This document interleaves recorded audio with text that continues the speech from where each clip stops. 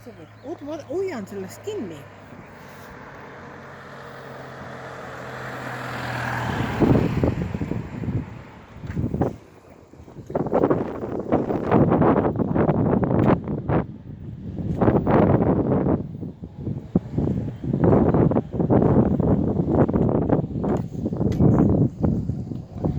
Nutikad rootslased on siis vanast sellest tuletõrje autost teinud endale suvine auto ja maabunud siia Hispaaniasse.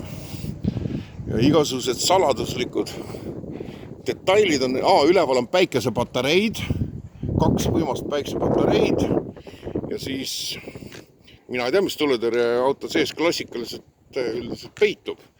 Seal on, ma ei tea, voolikud või veepaagid on seal sees, aga need on ilmselt välja visatud ja siis Svenssonid midagi nokitsevad seal sees.